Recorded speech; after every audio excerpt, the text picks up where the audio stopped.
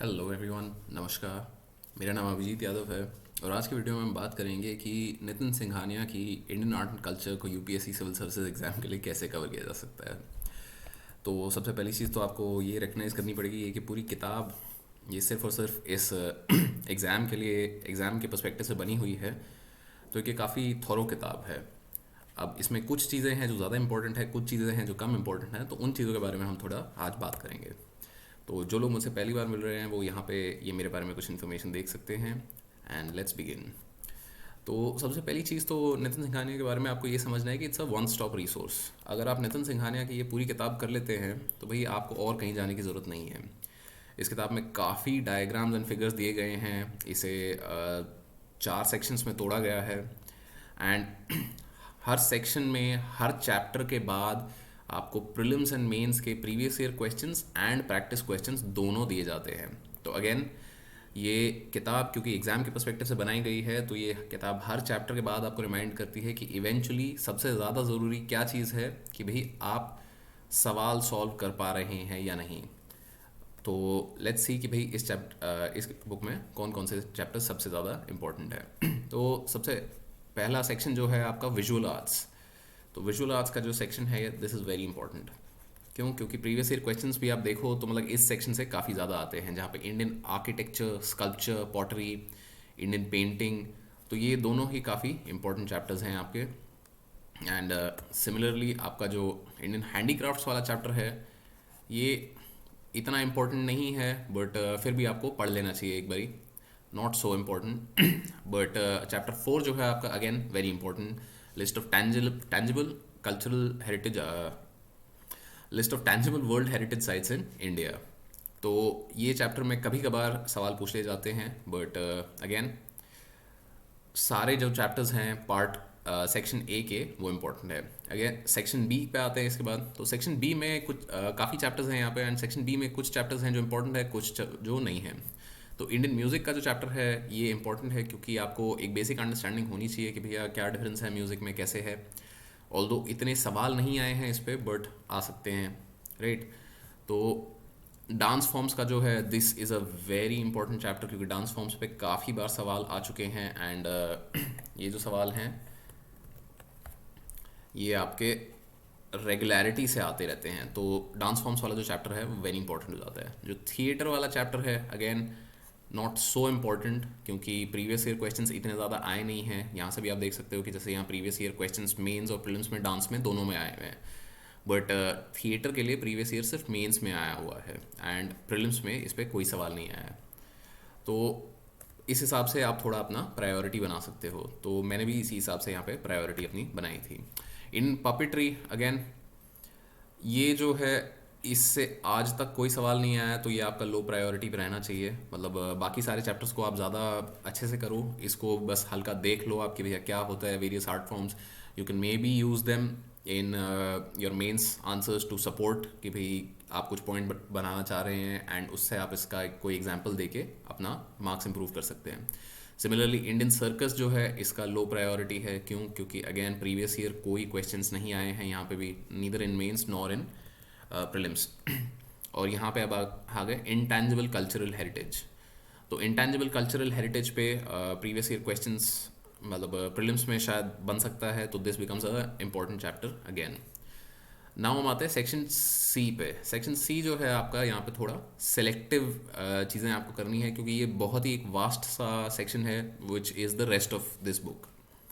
तो languages in India it is an important chapter, आपको हमेशा करना चाहिए। क्यों? क्योंकि बहुत सारी लैंग्वेजेस हैं, बहुत वैरायटी है एंड प्रीलिम्स में इस पर काफ़ी बार सवाल बन जाते हैं। तो जैसे आप यहाँ देख रहे हो कि भाई प्रीवियस ईयर में सवाल आए हुए हैं प्रीलिम्स में। सिमिलरली रिलीजन्स ऑफ इंडिया, तो मैंने यहाँ पे ये चैप्टर इसलिए नहीं किया था because I have already done religions for sociology, तो वो मेरा ऑप्शनल था, तो उसकी वजह से मैंने यहाँ पे ये चैप्टर नहीं किया है। But I would recommend that this is an important chapter कि आपको बेसिक्स ऑफ हर रिलीजन पता होना चाहिए। This all not just helps in prelims but also helps you with GS1 का जो सेक्शन है इन मेंस। मेंस में GS1 में सोसाइटी में जो सवाल आते हैं वो यहाँ अगर आपको ये इन्फॉर्मेशन है तो आप उन्हें बेटर अटेम्प्ट कर पाएंगे। Again Indian literature it is an important chapter, prelims में काफ़ी सवाल बनते हैं इसके। तो स्पेशली जो एंशंट इंडिया का बुद्धिस्ट लिटरेचर, जैन लिटरेचर, इन सब पे काफ़ी सवाल बनते हैं. Then we come to, I think यहाँ पे बीच में एक पेज मिसिंग हो गया है, but let's go ahead. So chapter 16 जो है आपका science and technology through the ages. तो ये इम्पॉर्टेंट है, बट देन अगेन इतना इम्पॉर्टेंट नहीं है, तो ये लो प्रायोरिटी पे आपका रहना चाहिए. लो प्रायोरिटी पे क्यों? क्योंकि भाई प्रीवियस ईयर क्वेश्चन प्रीलिम्स में नहीं आया, मेंस में कभी आया होगा. और अगर आप देखो तो मतलब रिसेंटली मेंस में नहीं आया है ये, मतलब पहले 2014 से पहले के मेंस में आता होगा, बट 2014 में क्योंकि पैटर्न चेंज हुआ था आपका, तो 2014 से पहले के जो क्वेश्चंस बनते थे दे वर स्लाइटली डिफरेंट. तो इसलिए science and tech through the ages, इस चैप्टर को आप थोड़ा लो प्रायोरिटी पे रख सकते हैं. कैलेंडर्स इन इंडिया, अगेन थोड़ा लो प्रायोरिटी पे आप इसको लेके चल सकते हैं. फेयर्स एंड फेस्टिवल्स, तो हालांकि ये इम्पोर्टेंट है, आपको पता होने चाहिए, बट अगेन इस पे प्रीवियस ईयर क्वेश्चंस इतने ज़्यादा नहीं बने हैं, तो मैंने इसको थोड़ा लो प्रायोरिटी पे ही रखा था. तो जैसा कि आप बहुत सिंपल सी चीज़ देख रहे हैं, मेरी प्रायोरिटी किस बेसिस पे चल रही है. प्रायोरिटी कि सबसे पहले वो सेक्शन पे आपको ज़्यादा ध्यान देना है जहाँ पे प्रीलिम्स प्लस मेंस दोनों के सवाल बन रहे हैं.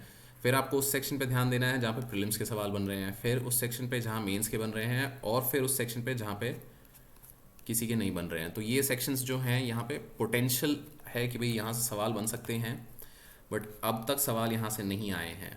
तो प्रायोरिटी आपके हमेशा इस तरीके से चलनी चाहिए. एंड लास्ट में हम आ जाए तो अवार्ड्स एंड ऑनर्स. अगेन आपको इन्फॉर्मेशन होनी चाहिए इसकी कि भाई पद्म भूषण, पद्म विभूषण एंड भारत रत्न किस बेसिस पे दिया जाता है, एंड क्या अवॉर्डीज़ को प्रिविलेजेस होती हैं. बट उसके अलावा यहाँ पे कोई बहुत ज़्यादा मतलब प्रीवियस ईयर क्वेश्चंस नहीं बने हैं, तो low priority. Law and culture, तो अगेन मतलब ये थोड़ा एक तो ईसोटेरिक सा चैप्टर हो जाता है ये, कि भाई मतलब ये थोड़ा अलग सी ही इन्फॉर्मेशन है इस चैप्टर में, तो ये भी लो प्रायोरिटी पे रहता है. मार्शल आर्ट्स इन इंडिया, मतलब मुझे इंटरेस्ट रहता था इस चैप्टर में, तो मैं ये चैप्टर काफ़ी मतलब खुश होकर करता था, but again previous year question इस पे नहीं बने हैं, तो थोड़ा आपको लो प्रायोरिटी पे से रख सकते हो. प्रीलिम्स में कुछ सवाल यहाँ पे बने जैसा कि आप देख सकते हो, एंड बट मेंस पे नहीं बने हैं, तो प्रायोरिटी नंबर 2 पे आ जाएगा ये. कल्चरल इंस्टीट्यूशंस इन इंडिया, तो इनके बारे में आपको बहुत ज़्यादा डिटेल में कुछ नहीं पता होना चाहिए. ऑल्दो मैं बोलूँगा कि भाई साहित्य अकेडमी क्या है, साहित्य अकेडमी एंड संगीत नाटक अकेडमी, ये जो मेजर अकेडमीज़ हैं, इनके जो अवार्ड्स होते हैं, इनके अवार्ड्स जो होते हैं, इन अवार्ड्स पे थोड़ा आपको ध्यान देना चाहिए. क्यों? क्योंकि इनसे करंट अफेयर्स में कुछ सवाल बन सकते हैं, बट अदर देन दैट आपको ये नहीं देखने की ज़रूरत है कि भैया CCRT कौन रन कर रहा है, कहाँ से है, क्या है. इतनी डिटेल में आपको इस पे सवाल नहीं आएंगे. अगेन अब यहाँ पे देखो भी तो लाइक प्रीवियस ईयर क्वेश्चंस में प्रीलिम्स पे कोई सवाल नहीं बना है. अब again coins in ancient and medieval India, ये आपको अगर बेसिक अंडरस्टैंडिंग है कि भैया किस बेसिस पे कॉइन्स बनते थे, किसने पहला गोल्ड कॉइन इंट्रोड्यूस किया, तो अगर इस टाइप की इन्फॉर्मेशन आपके पास है तो उसके बाद बहुत ज़्यादा आपको डिटेल में जाने की ज़रूरत नहीं है कि भैया गुप्ता एज में या चालुक्य किंग्स या राजपूत डायनेस्टीज़ या चोला पांड्या डायनेस्टीज़ में कॉइन्स जो थे उनमें डिफरेंसेस क्या हैं, क्योंकि बहुत ही बेसिक सी आपको इन्फॉर्मेशन चाहिए होती है. फॉर इंस्टेंस एक प्रीवियस ईयर शायद क्वेश्चन आया था जहाँ पे मेंस में पूछा गया था कि भाई न्यूमिस्मैटिक आर्ट किस बेसिस पे न्यूमिस्मैटिक्स में क्या प्रोग्रेस हुई. तो numismatics is the science of coinage. अब साइंस है या नहीं है तो I am not really sure this moment, but अगर आपको पता है तो प्लीज़ आई रिक्वेस्ट कि भाई कमेंट्स में आप नीचे बाकी सबको भी बताएं. तो सिर्फ आई थिंक एक क्वेश्चन बना है इसमें मेंस पे इन द लास्ट 5-6 ईयर्स, तो अगेन लो इम्पोर्टेंस पे है ये आपका. Now this is an important section, Indian culture abroad. क्यों? क्योंकि ये आपको मेंस के लिए काफ़ी इन्फॉर्मेशन दे देता है. मेंस के लिए इन्फो, और इन्फो भी किस पार्ट में आपको देता है ये, GS2 में IER के लिए. क्यों?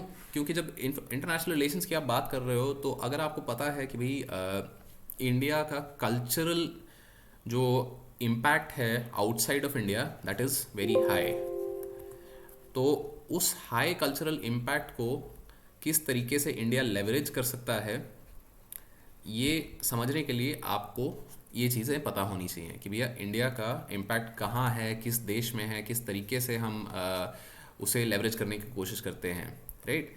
सो दिस देयर बिकम्स इम्पॉर्टेंट।